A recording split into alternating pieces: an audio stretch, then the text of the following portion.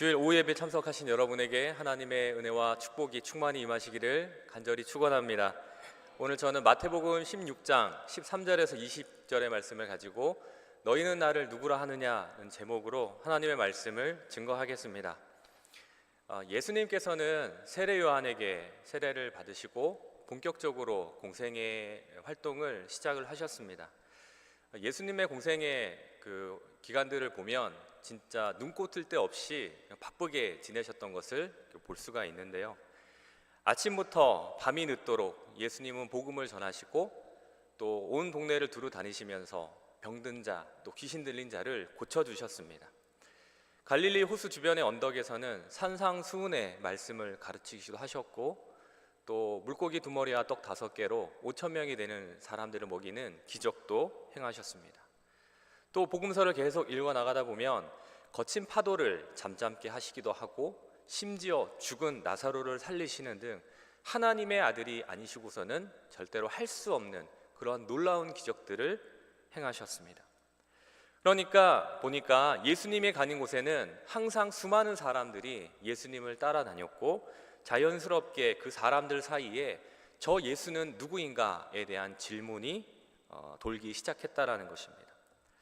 그러던 어느 날 예수님은 제자들과 함께 유대 땅 북쪽 갈릴리 지역에 있는 그 빌립보 가이사랴라는 그 도시에 제자들을 데리고 가셨습니다.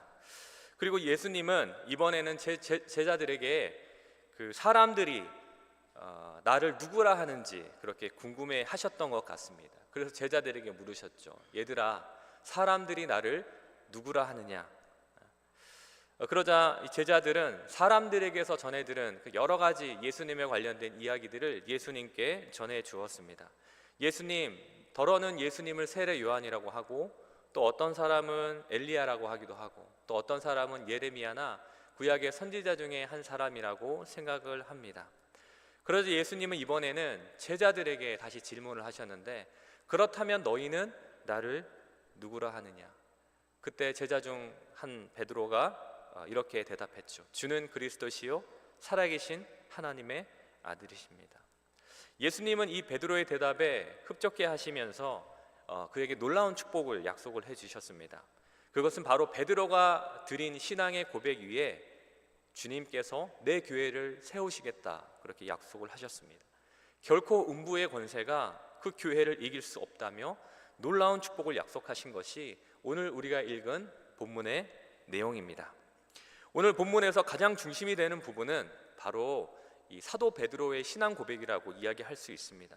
아마도 교회를 좀 오래 다니셨던 분들은 이 고백을 익히 알고 계실 겁니다. 그 고백이 무엇입니까? 주는 그리스도시요 살아계신 하나님의 아들이십니다. 여러분, 왜 이 고백이 중요할까요? 여러 가지 이유가 있는데 몇 가지만 이야기하자면 그 고백 직후에 예수님이 처음으로 자신의 메시아 되심을 공개적으로 선언하셨기 때문인 것입니다. 그리고 그 고백 위에 교회의 설립의 토대가 마련되었기 때문이라는 것이고 마지막으로 예수님께 대한 이 땅의 교회의 첫 신앙 고백이었다는 점에서 그 의의가 크다고 이야기할 수 있겠습니다. 그러기에 저는 교회 창립 110주년을 기념하는 오늘 동시에 주님의 오심을 기다리는 대림절 첫 주일에 오늘 이 본문을 근거로 특별히 이 베드로가 주님께 드린 신앙 고백을 중심으로 이 본문이 우리에게 주는 메시지가 무엇인지 좀 함께 살펴보고자 합니다. 첫 번째로 오늘 본문이 우리에게 주는 메시지는 바로 이것입니다. 누구의 하나님이 아니라 나의 하나님이라는 주체적인 신앙 고백이 있어야 한다는 것입니다. 본문 13절, 14절의 말씀 우리 같이 한번 읽어보도록 하겠습니다. 시작. 예수께서 빌립보 가이사랴 지방에 이르러 제자들에게 물어 이르시되 사람들이 인자를 누구라 하느냐? 이르되 더러는 세례 요한, 더러는 엘리야, 어떤 이는 예레미야나 선지자 중에 하나라 나이다. 사랑하는 여러분, 우리도 좀 그럴 때가 있지 않으십니까? 다른 사람들이 나를 어떻게 생각하는지 또 교회 안에서 내 이미지는 어떤지 나를 좋게 생각하는지 나를 나쁘게 생각하는지 우리는 항상 그런 것들을 궁금해할 때가 있습니다. 그런데 오늘 예수님께서도 그게 궁금하셨던 것 같아요. 그래서 제자들에게 질문을 하셨습니다. 얘들아, 사람들이 나를 누구라 하더냐? 예수님의 질문이 조금 뜬금없었지만 제자들은 세간에 떠드는 예수님에 관한 이야기들을 예수님께 전해 주었습니다. 어떤 사람은 세례 요한이라고 하고, 어떤 사람은 엘리야라고 하고, 어떤 사람은 예레미야, 구약의 선지자 중에 한 사람이라고 얘기합니다. 그런데 오늘 본문을 보면 놀랍게도 예수님께서는 이 제자들의 대답에 대해서 아무런 반응을 하지 않으셨다는 겁니다. 오히려 다른 질문을 계속해서 이어가신 것을 볼 수가 있습니다. 왜 우리가 보통 사람이 질문을 하고 또 대답을 해주면 그에 대한 반응이 있어야 되는데, 예수님은 제자들의 대답에 어떤 반응도 하지 않으시고 오히려 다른 질문을 던지셨다는 것이죠. 그것이 무엇입니까? 본문 15절에 보면 그렇다면 너희는 나를 누구라 하느냐라는 것이었습니다. 여기서 우리는 조금 전 13절에서 예수님이 제자들에게 사람들이 나를 누구라 하느냐라고 물으신 의도를 발견할 수가 있는 것입니다. 사실 예수님은 다른 사람의 생각에는 별 관심이 없으셨습니다. 다른 사람이 나를 어떻게 생각하고 있는지, 그들이 내가 누구라고 이야기하고 다니는지는 지금 그게 중요한 것이 아니었다는 것입니다. 지금 예수님에게 있어서 중요한 것은 다른 사람의 생각과 신앙이 아닌 바로 너희 제자들의 믿음이었다는 것입니다. 지금 예수님 곁에서 예수님을 따라다니면서 3년 동안 동고동락하면서 예수님께서 하셨던 말씀, 그분의 삶을 옆에서 목격했던 그 제자들이 지금 예수님을 누구라고 생각하는지, 예수님은 정말 그것이 궁금하셨다는 것입니다. 제가 대학교 신학교 다니던 시절에 신학개론 수업에 들어갔는데 교수님께서 숙제 하나를 내주셨습니다.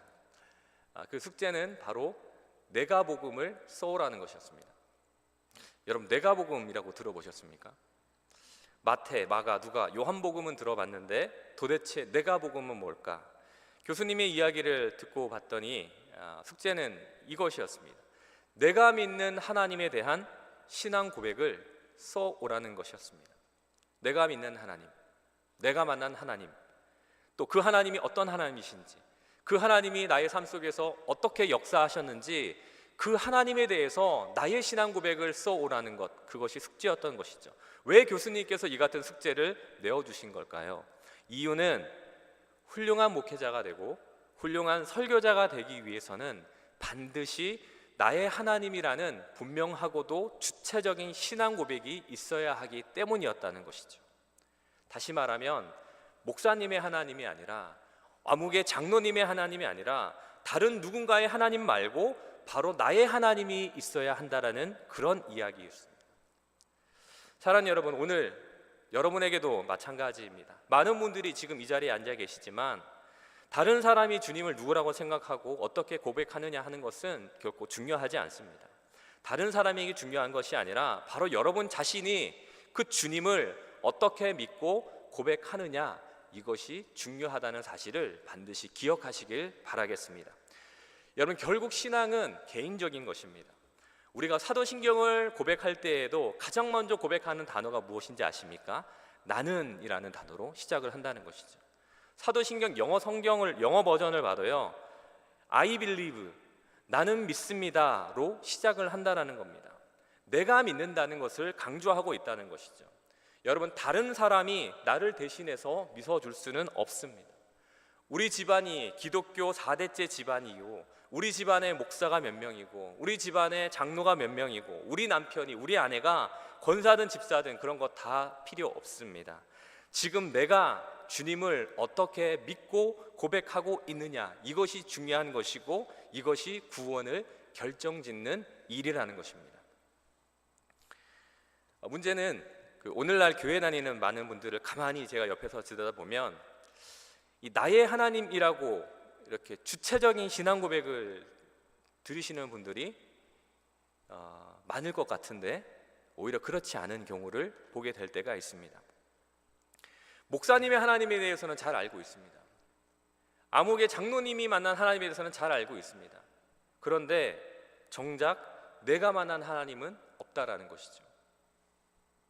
제가 새가족을 담당하는 목사이다 보니 저희 교회에 처음 방문을 하시거나 또 처음 등록하신 분들을 만날 기회가 좀 자주 있습니다. 그런데 제가 그분들을 보면서 느낀 것이 있습니다. 보통 새가족들이 교회를 옮기거나 등록을 할 때에 그분들이 고려하는 것 중에 하나가 과연 이 교회가 바른 신앙을 고백하는 교회인가 그렇지 않은가라는 것입니다. 그런데 문제는 거기서 그치고 만다라는 것입니다. 마치 그렇게 바른 신앙 고백을 하는 교회에 다니기만 하면 자신도 무조건 구원을 얻을 수 있는 것처럼 열심히 교회를 다니기만 할 뿐 그 교회가 드리는 신앙 고백을 나의 고백으로 삼으려 하지 않는다는 것이 문제라는 것이죠.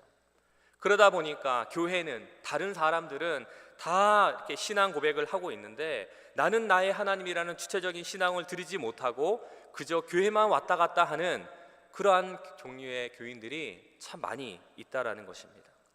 그렇다면 여러분들은 어떻습니까? 여러분들은 여러분들만의 하나님을 고백하고 있으십니까?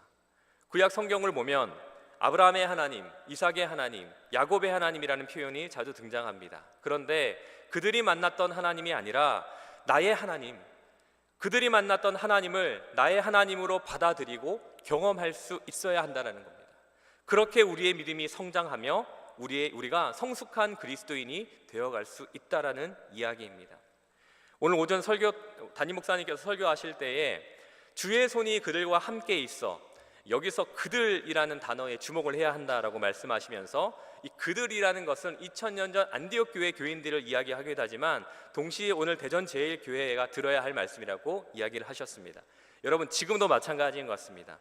너희는 나를 누구냐 하신 이 질문은 2000년 전 주님께서 가이사랴 빌립보에서 제자들에게 하셨던 질문인 것과 동시에 오늘 이 자리에서 설교를 듣고 있는 저와 여러분들을 향한 질문하는 사실을 우리는 반드시 기억해야 할 것입니다.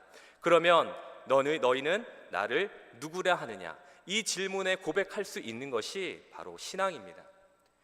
교회의 신앙 고백이 나의 신앙 고백이 되게 해야 한다는 말씀이시죠.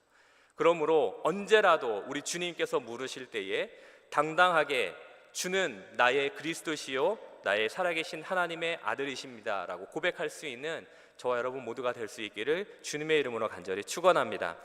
한 걸음 더 나아가서 오늘 본문이 우리에게 주는 두 번째 메시지는 신앙이라는 것은 바른 고백에서부터 출발한다는 사실입니다.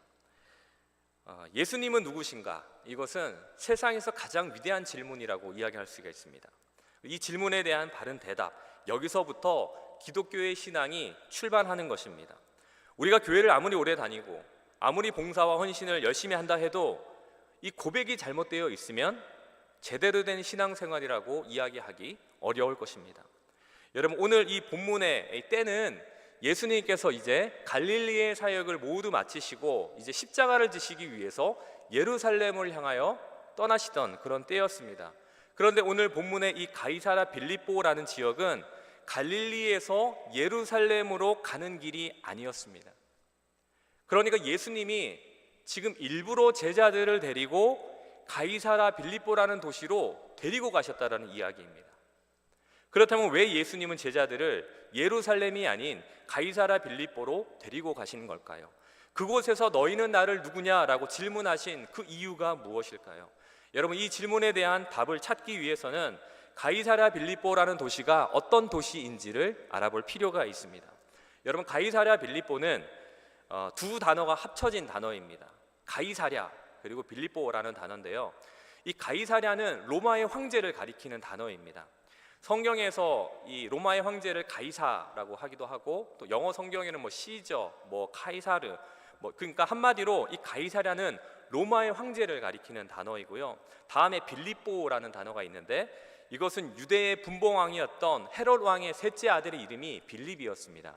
그래서 이 빌립 왕이 이제 아버지가 죽고 왕이 된 것입니다. 그러니까 이 당시 헤롯의 아들이었던 빌립이 로마 황제 가이사를 기리기 위해서 로마식 도시를 하나를 건설을 했습니다. 그렇게 빌립이 로마 황제 가이사를 기리기 위해서 만들어서 로마 황제에게 헌정해서 바친 그 도시가 바로 가이사랴 빌립보라는 그런 도시라는 것입니다. 그러다 보니까 이 도시에는 로마 황제의 신전이 있었고 수많은 로마 신봉자들이 그곳에 모여 살고 있었습니다. 그곳 사람들은 그 어떤 도시보다 이 로마 황제를 신으로 떠받들었고 황제의 통치 아래 사는 것을 당연하게 여기며 살아가는 도시가 바로 가이사랴 빌립보라는 도시였다는 것이죠. 그런 도시 한복판에서 지금 예수님이 제자들에게 묻고 계신 겁니다. 사람들이 나를 누구라 하느냐? 그렇다면 너희는 나를 누구라 하느냐? 여러분, 이 질문을 하시는 예수님은 지금 진짜로 경배받아야 할 왕이 누구냐, 진짜로 너희들을 다스려야 할 주인은 누구냐를 묻고 계신 것입니다. 그때 제자 중에 한 사람 베드로가 이렇게 고백한 겁니다. 본문 16절의 말씀인데 우리 같이 한번 한 목소리로 한번 읽어보도록 하겠습니다. 시작. 시몬 베드로가 대답하여 이르되 주는 그리스도시요 살아계신 하나님의 아들이십니다. 아멘. 여러분, 무슨 말입니까? 저 로마의 황제가 신이 아닙니다.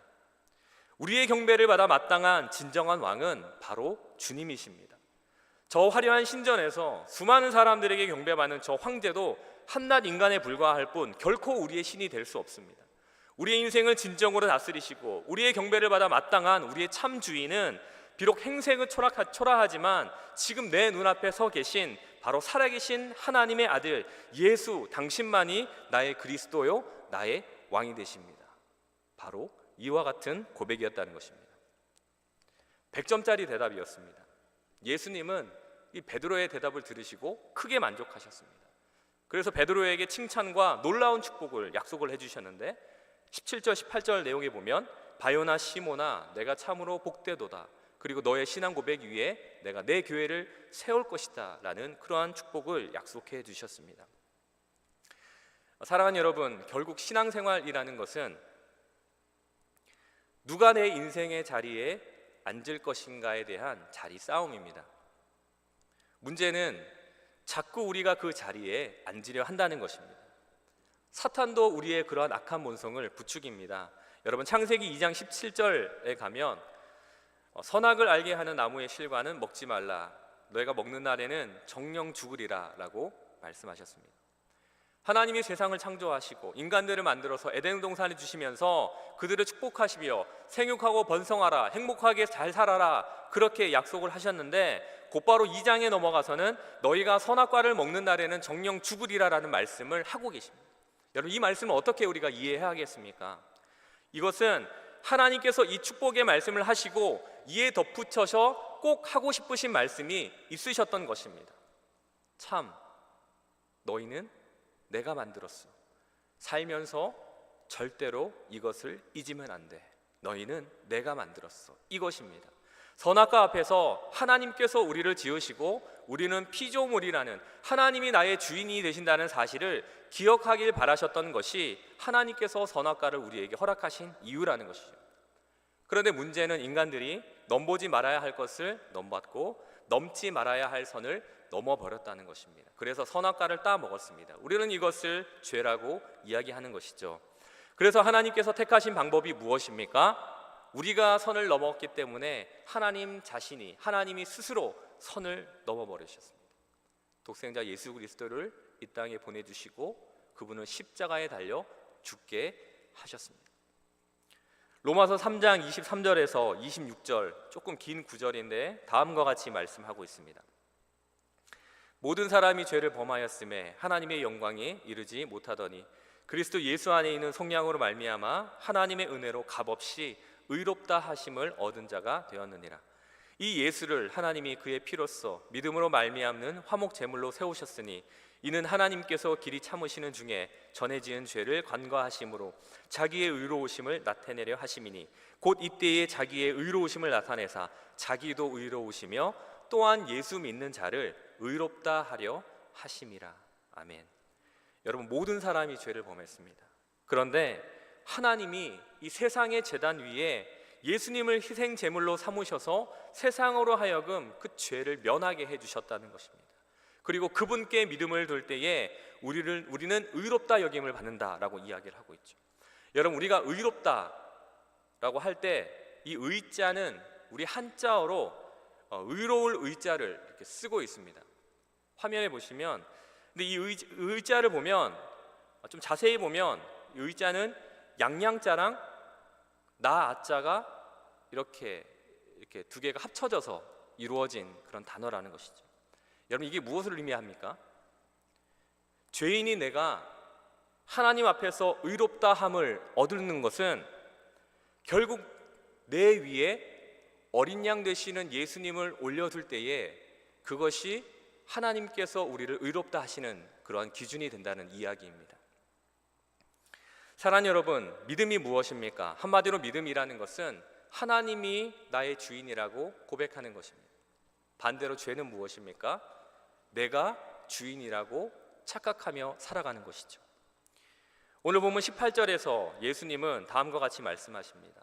너는 베드로라, 내가 이 반석 위에 나의 교회를 세우리니 이 음부의 권세가 이기지 못하리라. 우리 주님께서는 그러한 베드로의 고백 위에 내 교회를 세우시겠다라고 약속하셨습니다. 사랑하는 여러분, 어떤 교회가 건강한 교회일까요? 바른 고백 위에 세워진 교회가 건강한 교회입니다.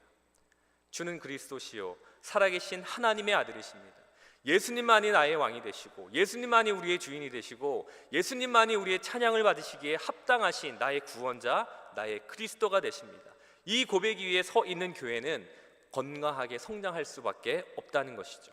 여러분, 초대교회가 로마의 극심한 박해 속에서도 사라지지 않고, 오늘 오전 설교 때도 예루살렘 교회, 안디옥 교회가 그랬죠. 오히려 핍박이 심하면 심할수록 성장하고 그들이 부흥할 수 있었던 그 비결이 무엇입니까? 그 초대 교회들은 모두가 바른 고백 위에 세워져 있던 교회였기 때문이었다는 사실입니다. 여러분, 우리의 인생도 마찬가지입니다. 바른 고백 위에 서 있는 인생은 결코 흔들리지 않습니다. 주님께서 다스리시는 인생은 세상이 감당할 수 없습니다. 왜냐하면 하나님께서 그 인생을 책임져 주시기 때문이라는 것이죠. 그러므로 우리가 모일 때마다 선포해야 할 이야기가 무엇입니까? 그것은 바로 주님이 우리의 왕이 되시고 주님이 우리의 주인이 되신다는 고백입니다. 우리 마지막으로 오늘 본문이 우리에게 주는 메시지는 무엇일까요? 한번 따라해 보겠습니다. 알아주는 한 사람이 중요합니다. 자, 본문 오늘 17절의 말씀 우리 같이 한 목소리로 읽어보도록 하겠습니다. 시작. 마요나 시모나, 내가 보기에 있도다. 이를 내게 알게 한 이는 혈육이 아니요 하늘에 계신 내 아버지시니라. 아멘. 제가 본문을 묵상하는데 이런 깨달음이 왔습니다. 알아주는 한 사람이 중요하겠구나. 베드로가 이런 고백을 했다는 것이 우리 주님에게는 아마도 큰 위로와 격려가 되었을 것 같습니다. 여러분, 내가 정말 힘들고 어려울 때 누군가 나를 알아주면 큰 힘이 되지요. 제가 서울에서 이제 수련 목회자를 끝내고 강원도 정선으로 처음 목회를 나갈 때였습니다. 그때가 추운 겨울이었습니다. 1월이었는데 1월달 강원도 정선 사북 얼마나 춥겠습니까? 생전 처음으로 연탄을 떼야 했었습니다. 그런데 그만 이제 보일러가 터지고 말았습니다. 보일러가 폭발하면서 이 보일러실 지붕이 날아가 버렸습니다. 구멍이 뻥 이렇게 완전 폭발 사고였죠. 그러니까 배관이 얼었는데 모르고 그냥 계속 불을 떼다 보니까 그 압력 때문에 보일러가 폭발한 것이 원인이었습니다. 보일러를 고칠 때까지 며칠 동안 냉방에서 진짜 추웠던 것 같습니다. 밤에 잠을 자는데 전기장판을 깔고 머리맡에 난로 하나, 발밑에 난로 하나, 그렇게 해도 추워서 온몸을 이리로 꽁꽁 그렇게 싸매고 잤던 그런 기억이 있습니다. 그래서 그 당시 제 개인 SNS에다가 그 소식을 이렇게 글로 올렸는데 그 글을 보시고 서울에서 같이 사역하시던 권사님 세 분이 내려오셨습니다. 아주 단순한 이유였습니다. 특별한 이유가 있는 것이 아니었습니다. 시골에서 홀로 고생하고 있을 전도사 위로차 그렇게 방문을 하신 겁니다. 그냥 진짜 도착해서 아무것도 그분들이 뭐 이렇게 특별하게 한 일이 없었습니다. 그냥 밥 먹고 차 마시고 다시 서울로 올라가셨습니다. 여러분, 서울에서 정선까지 기차로만 최소 3시간 반 거리였습니다. 밥만 먹고 도로 다시 올라가신 것입니다. 지금 생각해도 바쁜 시간 쪼개서 먼 길을 달려와준 우리 권사님들의 마음이 참으로 귀하다라는 그런 생각을 제가 가지고 있습니다. 여러분, 알아주는 한 사람이 중요하다는 말씀입니다. 십자가를 향해서 한 걸음 한 걸음 나아가시는 그 예수님의 마음이 어떠셨을까 한번 생각해 보았습니다. 어리석은 백성들은 자신들을 위해서 오신 예수님을 오히려 배척하고 또 미워했습니다. 그들은 예수님을 심지어 죽이려까지 했습니다. 그런 그들을 예수님은 끝까지 사랑하셨던 것입니다.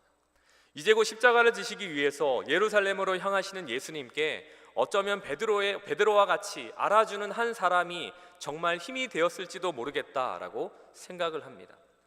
더도 말고 덜도 말고 딱 한 사람만이라도 그런 사람이 있다면 그가 속한 공동체는 살아나게 될 줄 믿습니다. 저는 여러분들이 그런 알아주는 한 사람이 되셨으면 좋겠습니다.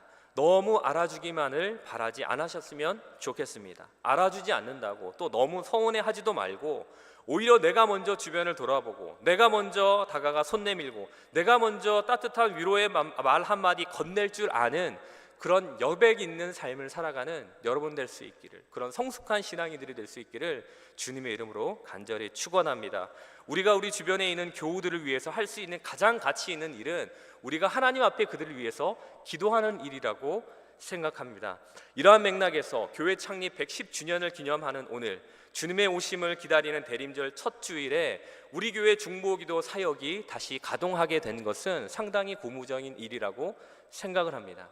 오늘의 말씀을 정리하겠습니다. 2000년 전 가이사랴 빌립보 도심 한복판에서 제자들을 향해서 너희는 나를 누구냐 물으신 주님은 오늘도 동일하게 우리에게 묻고 계십니다. 그렇다면 여러분들은 어떻게 대답하시겠습니까? 바라기는 우리 교회가 주님만이 우리의 왕이 되시고 주님만이 우리의 주인이 되신다는 이러한 바르한 신앙 고백 위에 굳건히 세워져서 주님이 오시는 그날까지 주님께 영광을 돌리며 이 시대 가운데에 귀하게 쓰임받는 교회와 성도님들이 다 되실 수 있기를 예수님의 이름으로 간절히 축원합니다. 기도하겠습니다. 주님의 오심을 기다리는 대림절기에 다시 한번 주님만이 우리의 왕이 되시고 주님만이 우리의 주인 되심을 고백하며 주님께 영광을 올려드립니다. 특별히 오늘 교회 창립 110주년을 맞이한 우리 교회가 주님이 오시는 그날까지 바른 신앙 고백 위에 서서 주님의 다스리심 안에 거하며 이 땅에 아직도 복음을 알지 못해 죽어가는 영혼들을 구원하고 또 주님의 통치가 이 땅 가운데 이루어질 수 있도록 하는 일에 귀하게 쓰임받는 우리 대전제일교회와 성도들 되게 인도해 주옵소서. 우리의 왕이 되시며 주인 되시는 예수 그리스도의 이름으로 간절히 기도드립니다. 아멘.